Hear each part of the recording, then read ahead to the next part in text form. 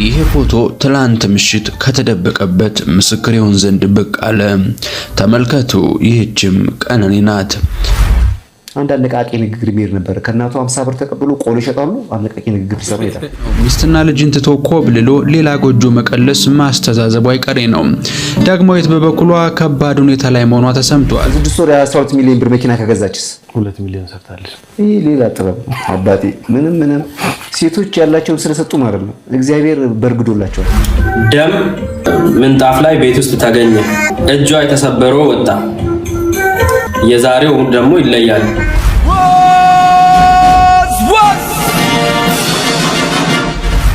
ሰላም የሀገሬ ልጆች እንዴት ናችሁ?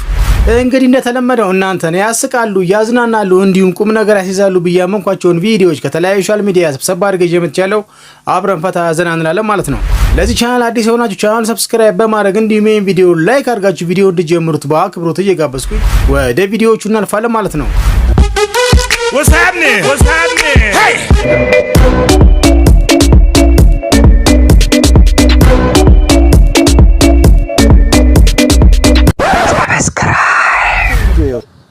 ሰላም ነው ብራዘር? እንዴት ነህ? ደህና ድምፅህን ከፍ አድርግልኝ። የቲክቶክ ቪዲዮ እየሰራሁ ነው። አንተ ልጠይቅ? እሺ። ፀሐይ ቤት በኩል ነው የምትወጣው? በወላይታ ቤት በወላይታ ፀሐይ የምትወጣው በወላይታ በወላይታ? እርግጠኛ ነህ? ሰላም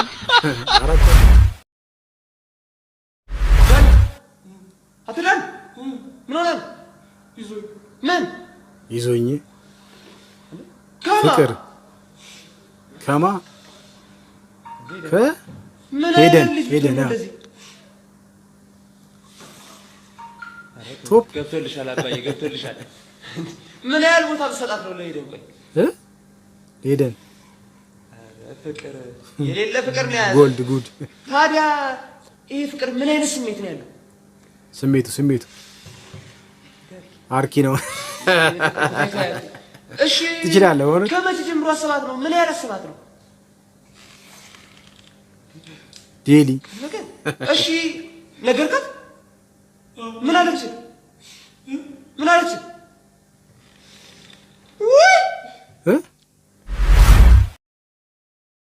ብቻችን እያሳደግን እየተማርን እየሰራን እኮ ነው በአርቱ። እግዚአብሔር ይመስገን። ሂሳብ ብትሰራ አትገዛም መኪና። በወር 100 ሺህ ብር ስራ ልትቀጠር ብለህ እና በአንድ አመት ውስጥ ህይወቴ አይቀየርም። 100 ሺህ ብር በወር ቢከፈልህ ማን ነው 100 ሺህ ብር የሚከፈለው? ወር አለ። ይሄ ሁሉ መኪና እንዴት ነው የተገዛው? 100 ሺህ ብር በወር ብሰጥህ በአመት ስንት ነው የመጣው? 1 ሚሊዮን 200 ሺህ ብር።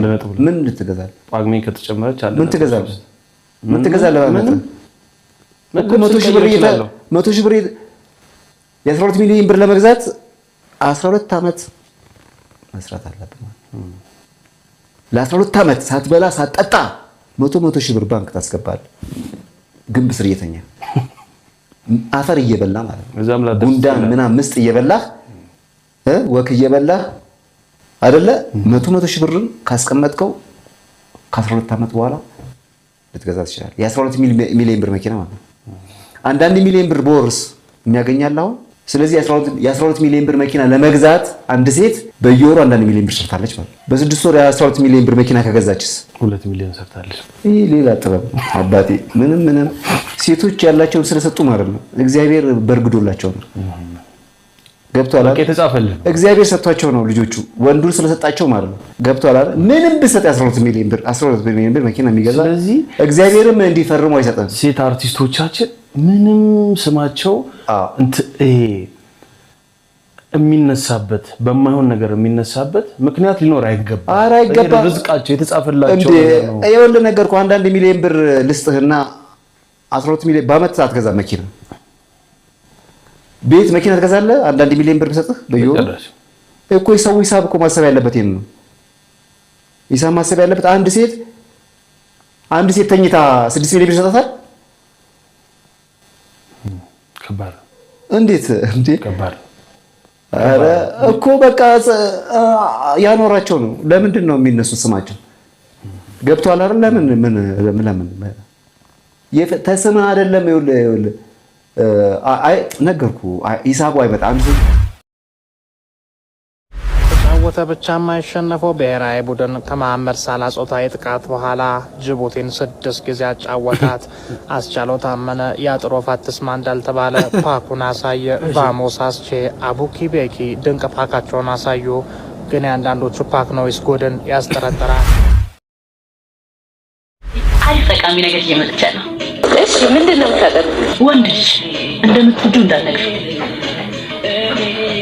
ሲቀጥል ደግሞ ሴክስ ላይ ከተመቸሽ ለሱ ተመቸኝ ብለሽ እንዳትነግሪ። ምክንያቱም ከእኔ ውጪ አትሄድም ብሎ ያስባል። ወይኔ ወይኔ ወይኔ። ስለዚህ አንቺ ኮራ ማለት አለብሽ። ቆስጠን ነው። ስለዚህ ቆስጠን ነው። ይህ ፎቶ ትላንት ምሽት ከተደበቀበት ምስክር ይሆን ዘንድ ብቅ አለ። ተመልከቱ። ይህችም ቀነኒ ናት። እንባዋን አብሳ ችግሯን በልቧ ይዛና ፍርሃቷን ተቋቁማ ምትም ቢሆን ስድብ፣ እንግልትም ይሁን መሰበር ሴት ነሽ ችለሽ ኑሪ በሚል ማህበረሰብ ታስራ ሁሉን ችላ አብራ ስቃ ተጫውታ ለማለፍ ሳይደብቃት ተደብቃ መኖርን መርጣ ጊዜ ቀደመቻት ወጣት። ወጣ ብትነግረን ስለማናምናት እውነት ይሄ ነው ብትለን እርሱ እንደዚህ አይደለም ብለን ስለምንዘባበትባት እንዴት ትተይዋለሽ ክብርሽ ጎድሏል ብለን ስለምናሸማቅቃት ጊዜ ቀደመቻት ባለብዙ ህልም ጎበዝ ሴት። የኛ ድክመት ውጤት ይህችም ቀነኒ ናት ይላል ማህበራዊ ሚዲያ ላይ በሰፊው ሲሸራሸር ያመሸው መልእክት። ፊቷ የተበለዘው ፊቷ ሰንበር በሰንበር የሆነው ወጣ። ደም ምንጣፍ ላይ ቤት ውስጥ ተገኘ። እጇ የተሰበረው ወጣ። የዛሬው ደግሞ ይለያል። ሙሉ ፊቷ እንዳልነበረ ተደርጋ የተደበደበችው ወጣ። ደግሞ ራሷን አጠፋች። ለምን ራሷን አጠፋች የሚለው እኮ ያነጋግረናል። አሁንም ይሄ ነፃ ሊያወጣው አይችልም። እንዴት ራሷን እንድታጠፋ ልትወስን ቻለች? ምን ቢያረጋት ነው? ምን ብሎ ቢያስፈራራት ነው? ምን እሱም ስቲል ተጠያቂ ነው። ከተጠያቂነት አይድንም ማለት ነው። ቤቱን አንዱዓለም ጎሳ በቀነኒ ሞት ተጠርጥሮ ከአንድም 2 ጊዜ ችሎት ፊት ቢቀርብም የጊዜ ቀጠሮ እየተሰጠ ለሶስተኛው ችሎት ቀናት ብቻ ቀርተውታል። 13 ምስክሮችን አናግሬያለሁ። ደም የነካ የረከቦት ምንጣፍ ከቤቱ ወለል አግኝቼ እየመረመርኩ ነውና ጥቂት ቀናት ጨምሩልኝ ላለ ፖሊስ ምናልባትም ይሄኛው የቀነኒ ፎቶም ሌላ ማስረጃ ሳይሆን አልቀረም። ታዲያ ይሄ ሁሉ ማስረጃና ምስክር ሞላበት የወንጀል ጉዳይ ከምታስቡት በላይ መረጃ በማጥፋትና ነገሩን በመሸፋፈን የተጠመዱ አያሌ ሰዎች መኖራቸው ታውቋል። አባትም ይህን አውቀው የኢትዮጵያ ሕዝብ ከጎኔ ይቁም ሲሉ ተማጽነዋል። ከቀናት በኋላ የሚሰየመው ችሎት እጅጉን ተጠባቂ ሆኗል። እንደስካሁኑ በጊዜ ቀጠሮ ይራዘም ይሆን ወይስ ፖሊስ የደረሰበትን እውነት ይፋ ያደርግ ይሆን? ሐሳባችሁን ግለጹልን። ፍትህ ለቀነኒና ሕይወታቸውን በግፍ ለተነጠቁ ወገኖቻችን ሁሉ ይሁን እንላለን። ዛሬ ጠዋት አብዛኛው የኒውስ ቻናሎች ሲቀባበሉት የነበረ አንድ ዜና አግኝቻለሁ ማለት ነውና ዜናው ምንድነው? የኢትዮጵያ መንግስት በኦንላይን ለሚገኙ ገቢዎች ታክስ ማድረግ ሊጀምር እንደሆነና ዩቲዩበሮችን፣ ቲክቶከሮችን፣ ኢንፍሉዌንሰሮችን በተለያየ መልኩ የሚሰሩ ኦንላይን ላይ ገቢ ሊገኝባቸው የሚችሉ ነገሮች ላይ ታክስ ማድረግ ሊጀምር እንደሆነ የሚያሳይ ኒውስ አይቻለሁ። ህጉም ሊጸድቅ እንደሆነ የሚናገሩ በጣም ብዙ ኒውሶችን አይቻለሁ። ዩቲዩበሮችን፣ ቲክቶከሮችን፣ ኦንላይን ላይ ስራ የምትሰሩ እንደገና ደግሞ ፕሮዳክቶችን የምትሸጡ መጽሐፎችን ሊሆን ይችላል፣ የተለያዩ ጽሁፎችን በተለያየ ፕላትፎርሞች ላይ የምትሸጡ ሰዎችንም ጭምር ይመለከታል ማለት ነውና ከዛ በፊት ግን እኔ ጥያቄ ስላለኝ ነው ይሄንን ያቀረብኩበት ምክንያት የኔ ጥያቄ የአብዛኞቻችሁ የኢንፍሉዌንሰሮች ትልልቅም ትንንሽም ወደፊትም ስራ ኦንላይን መስራት ለምትፈልጉ ሰዎች ጠቅማል ብዬ አስባለሁ። የእናንተም ጥያቄ ሊሆን ይችላል። እስቲ የእናንተም ጥያቄ ካለ ከስር ኮሜንት ላይ አስቀምጡልኝ። የኔ ጥያቄ ግን ታክስ መክፈል የዜግነት ግዴታ እንደሆነ እናውቃለሁ። እዚህ ነገር ላይ የተሳተፋችሁ ያላችሁ የመንግስት አካላት ይህንን ነገር አስባችሁታል? የመጀመሪያው ነገር ኢትዮጵያ ውስጥ ኦንላይን ላይ ስራ ለምንሰራ ሰዎች ታክስ ከማስከፈላችን በፊት ስለ ታክስ ከማውራታችን በፊት በቂ ኢንፍራስትራክቸር ለኦንላይን ስራ የሚሆን በቂ ኢንፍራስትራክቸር ተሟልቷል ወይ ኢትዮጵያ ውስጥ ብላችሁ ጠይቃችኋል? ምክንያቱም አብዛኛው ኦንላይን ላይ የሚሰራ ሰው ከሚያማርባቸው ነገሮች መካከል ኢትዮጵያ በጣም ለኦንላይን ወይም ኦንላይን ላይ ለሚሰሩ ሰዎች በኢንፍራስትራክቸር ደረጃ በጣም ዝቅተኛ የሆነ ኢንፍራስትራክቸር ካለባቸው አገሮች ተርታ ትመደባለች ማለት ነው። ከነዛም መካከል አንደኛው ፔመንት ሲስተም ነው። አብዛኞቻችን ቲክቶክ ላይ የምንሰራ ዩቲዩብ ላይ የምንሰራ ወይም ደግሞ በተለያየ መልኩ ኦንላይን ላይ ስራ አግኝተን ስራ የምንሰራ ሰዎች በአብዛኛው የምንቸገርባቸው ፔመንት ሲስተሙ ኢንተርናሽናል ስላልሆነ ኢትዮጵያ ውስጥ ፔመንት ሲስተም ሌጋል ስላልሆነ አብዛኛው ሰው ለሶስተኛ ወገን አሳልፎ ገንዘቡን ሰጥቶ ከሶስተኛ ወገን ላይ ተቆራርጦ እጁ እንደሚገባ አብዛኞቻችሁ ታውቁታላችሁ። የመንግስት አካላትም ይህንን ነገር ታውቁታላችሁ። ይህንን ነገር ሶልቭ ለማድረግ ታሳቢ አድርጋችኋል ወይ? ሁለተኛ ደረጃ መንግስት እንደ መንግስት ኦንላይን ላይ ስራ ለሚሰሩ ለኮንተንት ክሬተሮች የሚሰጠው ማበረታቻ እስካሁን ድረስ ኢትዮጵያ ውስጥ ካሉ ከሌሎች ሀገሮች ትሬንድ አንጻር የሚበረታታ ነው ወይ የሚል ጥያቄ ጠይቃለሁ። ምክንያቱም አብዛኛው ሀገር ላይ ለምሳሌ ህንድን ብትወስዱ ህንድ እንደ አንድ ትልቅ የገቢ ምንጭ አስበው መንግስት ራሱ በራሱ የራሱ የሆነ ኢኒሼቲቭ አዘጋጅቶ በተለያየ መልኩ ሰዎች ኦንላይን ላይ እንዲሰሩና ገቢ እንዲያስገኙ ምክንያቱም በዶላር ስለሆነ የሚገኘው ገቢው ማለት ነውና እንደ አንድ ኢትዮጵያ ውስጥ እንዳለ ኮንተንት ክሬተር አንደኛ ገቢው ኢትዮጵያ ውስጥ አይደለም የምናገኘው ከውጭ የውጭ ፎሬን ከረንሲ ልክ እንደ ቡና ልክ እንደ ዲያስፖራ ፎሬን ከረንሲ እንደሚያስገኙ እንደዛ እንታሰባለን ነው የሚል ጥያቄ አለኝ። ኢንፍራስትራክቸር ስንጠይቅ ብዙ ነገሮች አሉ። ለምሳሌ ለዲያስፖራዎች ከሚሰጣቸው አንዱ ዲያስፖራ የሆኑ ሰዎች የባንክ ብድር የማግኘት የተለያዩ ነገሮችን የማግኘት በቀላሉ ነገሮችን አክሰስ የማድረግ እድል ይሰጣቸዋል። ኢትዮጵያ ውስጥ ግን ለኮንተንት ክሬተሮች ያንን እድል እንደ አንድ ፎሬን ከረንሲ ለሀገራቸው እንደሚያስገኙ ሰዎች ይቆጠራሉ ወይ? በሶስተኛ ደረጃ ከቴሌኮም ጋር የተያያዙ ጥያቄዎች ነው። ኢትዮ ቴሌኮም፣ ሳፋሪኮም ሊሆን ይችላል። ለኮንተንት ክሬተሮች በተለየ መልኩ የተዘጋጀ ፓኬጅ አለ ወይ? ፍጥነት አንጻር ከገንዘብ አንጻር ሊሆን ይችላል ሊያበረታታ የሚችል እነዚህ ነገሮች ሳይፈቱ ታክሱ ላይ መበርታታችሁ ለምንድን ነው የሚለውን ጥያቄ ለመጠየቅ ነው። እነዚህ ነገሮች ቢፈቱና ታክስ ብንከፍል በጣም ጥሩ ነገር ነው ብዬ አስባለሁ። እነዚህ ጥያቄዎች የእናንተም ጥያቄዎች እንደሆኑ አውቃለሁ። ሌሎችም ጥያቄዎች ካላችሁ ኮሜንት ላይ ንገሩ። ልጅ በአንተና በሚስት ሜንታሊቲ ነው ማደግ ያለበት። ሌላ ሶስተኛ ወገን መጥቶ ኢንቮልቭ አድርጎ የሆነ ነገር ውስጥ ከገባ ጎረቤት እንኳን አንዳንዴ ማች እኮ አታደርግም። እነሱ የሚያሳድጉበትና አንተ የምታሳድግበት የሆነ መንገድ ማች አያደርግልህም። አይደለም ስልክ ላይ ቀርቶ መንገድ ላይ ግን የሆነ ሰው ጀስት ሰካራም አይተህ ልጅን እንዲያወራውና እንዲያቅፈው እንደማትፈልገው ሁሉ ስልክ ላይ ያለውንም ነገር ለልጅ ልትጠነቀቅለት ይገባል። እና ልክ እንደዛው ነው። እዛ ጋር ማንም ሰው እንዲያወራው የማትፈልግ ከሆነ አደባባይ ላይ ስልክህም ላይ ለምንድን ነው የማታውቀው አንተ ሰው ለልጅ መልእክት እንዲያስተላልፍ? በጣም ሰውዬ በቀደም ጫማ ይሰሩ ያለቅሳ እንትን ያማራው። ከዛ ደህና ዋሉ ስንት ደሞዙ ስንት ነው አልኳቸው። 5000 ብር አያል እና እንዲ ኑሮ ከብዷቸው ነው 5000 ብር ነው ያው አይኖርም እኮ 5000 ብር። ከዛ አንድ ዳቦ አንድ ሻይ ሂሳብ ሰራውላቸው። ሻይ 20 ብር ዳቦ 10 ብር 30 ብር 900 ብር ስንት መጣ? 900 ብር ዳቦና ሻይ ከደገሙስ 1008 እሺ ከደገሙስ 3 ዳቦ 3 ሻይ ከሆነስ በቀን 1008 እንደገና 9 ሲደመርበት 27 2700 ስንት ቀራቸው ማለት ነው? 2300 ምንድን ነው የሚያደርጉት እኚህ ሰውዬ? ዳቦና ሻይ ብቻ በልተው እንጀራ ይበሉ ስላቸው አዎ ሲሉ ደሞዙት 20000 ብር ነው አልኳቸው። አየህ ሳቅ ሞቱ። አረስ እንዴት እንደምንኖር ማንንም ሰው ሂሳብ ስራ እስቲ ትጨልላለህ። ዝም ብሎ በሆነ ጉዳይ ነው የሚያኖረን እሱ ፈጣሪ የራሱ ጥበብ። ሂሳብ ስራ እስቲ አንዳንድ የወር ያገኘው ገቢና ወር ላይ ሂሳብ ስራ እስቲ። ኧረ አይመጣውም። እንዴ ከየት መጣ ብለህ ይዘረፍክ ነው እኮ ይመስላል። አይመጣውም በቃ እኔ አንዳንድ ሂሳብ ስራ ወደ 60000 ይገባል። እንዴ በቃ እንዴት የሆነ ነገር አለ ማለት ነው። አይመጣውም። 5000 ብር ደሞዝ እንጀራ እየበሉ እኮ ነው ሰውየው። እና እኚህ ሰው 5000 ነው ደሞዛቸው እኮ እግዚአብሔር አለ ማለት ሌላ 20000 ብር ማለት ነው የማያውቁት ታማኝ ክንድ አለ። ኢትዮጵያ የባህር በር እንደሚያስፈልጋት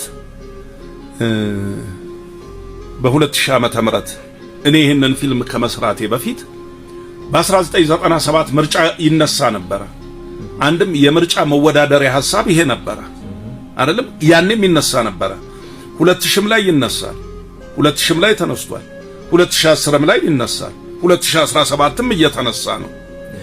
የትኛውም ጄነሬሽን ኢትዮጵያ የባህር በር አያስፈልጋትም የሚል የለም። አንዳንዶች ግን ለምን አሁን ታነሳለህ የሚሉ ሰዎች አሉ። እኔ ሰዎች ስላሉኝና ስላላሉኝ አይደለም የማረገው የማላረገው። ለኔ በቃ አስፈላጊ ነው አሁን ብዬ ሳምን ለቀዋለሁ።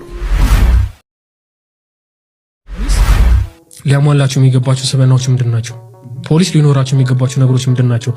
በጣም ተፈላስፈን አይደለም ቤዚክ ምንላቸው እነሱ የምርመራ ምናምን ክህሎታቸውን የፎረንሲክ ምናምን ይማሩበታል ይደርሱበት። እንደ ሲቪሊያኖች እኛ ከሲቪሊያኖች ማየት ሲቪሊያኖች ፖሊሳዊ ማየት የሚፈልጋቸው ነገሮች አሉ። ጥሩ ስፖርት ቁመና፣ መልካም ፊት፣ ዩሴፍ ዊዝ ሚ የሚል ፊት ምን አባ ነው የምታየኝ አይነት ነገር ሰው ማለት ነው። ምን ልርዳህ አይነት ፊት ማየት እንፈልጋለን።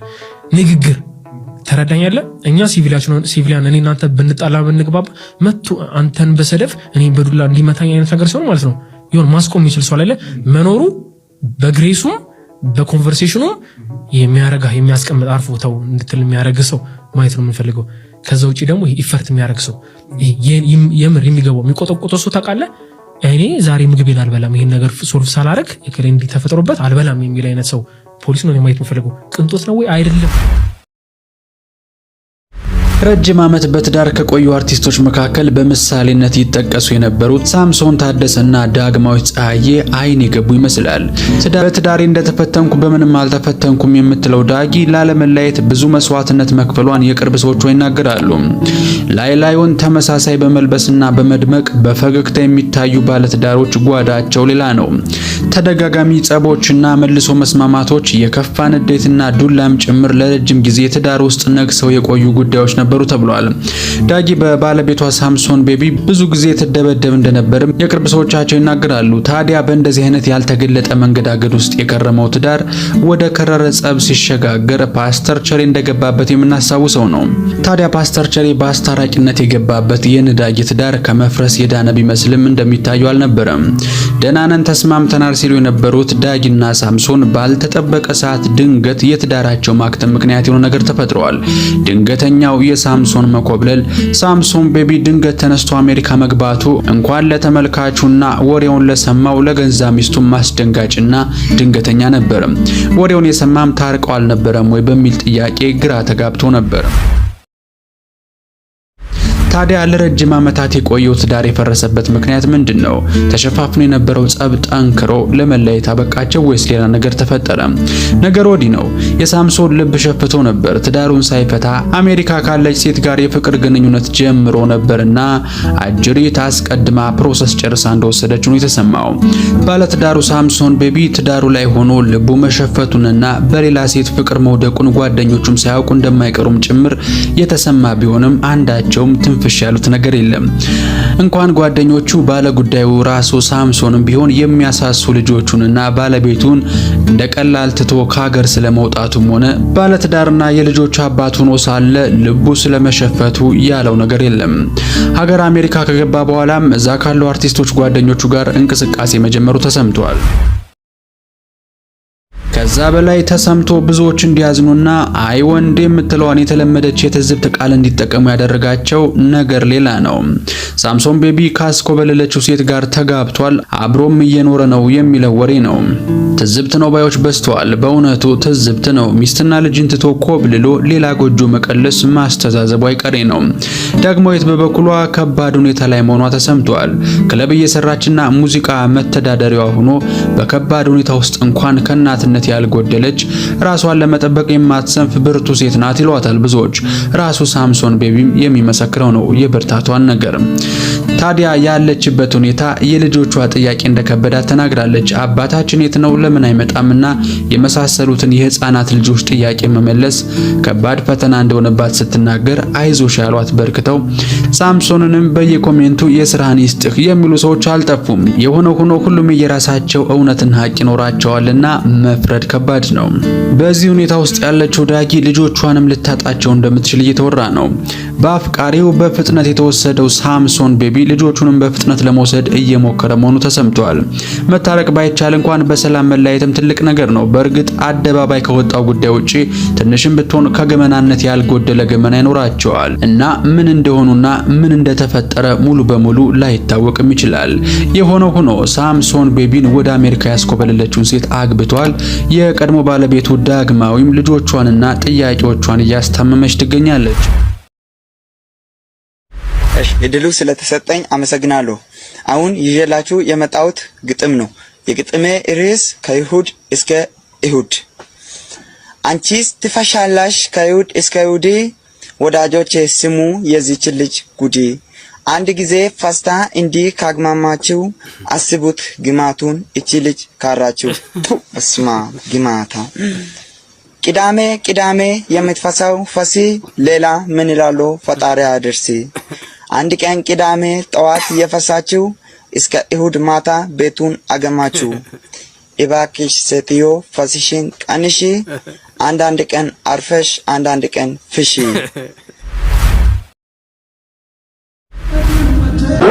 ትንሽ ለጠለጠው ሰው ቀላል ይመናዘረዋል። ኧረ እንዳትፈነዳ። ለማን በሽተኛ ወንድሜ አይዞ እኛም ቸግሮናል እኮ ነው ባለ ቀረጸው ራሱ። በቃ አትጨማለቃ እንዴ መድረኩ እኮ ተንቋቋ። አለቃ ይንፉ በደንብ እየነፋው ነው። አንተ ደግሞ ስትመጣ ደግሞ አንተ ትነፋለህ እኮ ለኔ አይትሪ። በጣም ያስቅ ነገር ጋር አንድ ቀን ሌሊት ቀረጻ 8 ሰዓት ስገባ ሌሊት አይሱዙ ቆሞ ቄጤማ ይወርዳል። 5 እናቶች ልጅ ያዝለዋል። 5 እናቶች 8 ሰዓት ተነስተው ቄጤማ ካልተረከቡ ጠዋት ከመጡ ተመርጦ ማውን የሚሰጣቸው። ስለዚህ ከአይሱዙ ላይ እነሱ እየጠበቁ እያወረዱ ሌሊት 8 ሰዓት 7 ሰዓት ብርዱ ሳሩ። ከዛ ከክፍለ ሀገር ሲመጣ ጤዛ ነው። ሌሊት ይረከባሉ። አየህ ከዛ እቤት ሄዱ ትንሽ ተኛሉ። ከዛ ከፋፍለ ደግሞ ለማሰር ደግሞ 11 ሰዓት አንድ ሰዓት ተኝተዋል። 11 ሰዓት መጥተው ደግሞ ንግስ ካሉ ላይ ክፍልፍል አድርጎ በ20 አየህ ያስራሉ። እጃቸው ይሄ ቅቅል ብሎ ከዛ ፀሐይ ሞቅ ስትልስ ይጀበራ ሆነ ሲወጡ ማታ የተነሳ ይመስሉ ልጅ ያላቸው ወጣት ልጆች አሉ። በእግዚአብሔር ቁርስ የሚጠብቅ ተኝቶ ጧጫጫሳ ይላል።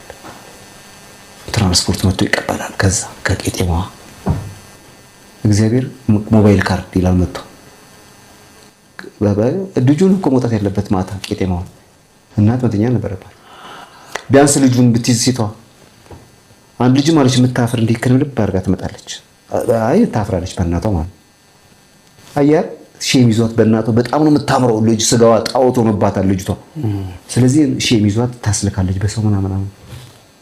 አንድ አነቃቂ ንግግር የሚሄድ ነበር። ከእናቷ 50 ብር ተቀብሎ ቆሎ ይሸጣሉ። አነቃቂ ንግግር ይሰማ ይላል።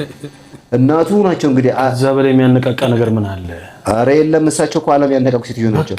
ቆሎ ሸጠው አሳድገው አስተምረው አስመርቀው ከቆሎ ሻጭ እየተቀበለ አነቃቂ ንግግር ይላል። ይስቃሉ እሳቸው። 2 ወር ኮርስ አለ ብሎ ከቆሎ ሻጭ እናት ተቀበለ ትሄዳለህ። ያነቃቂ እናት እዚህ ጋር የዓለም መጽሐፍ ነች እኮ እናት ማለት ነው። What's happening? Hey!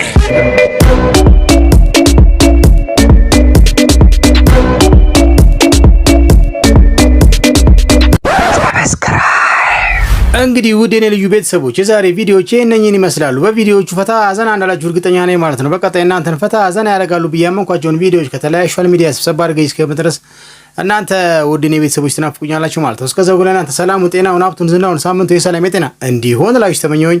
በቀጣይ እስከምንገናኝ ድረስ ባባይ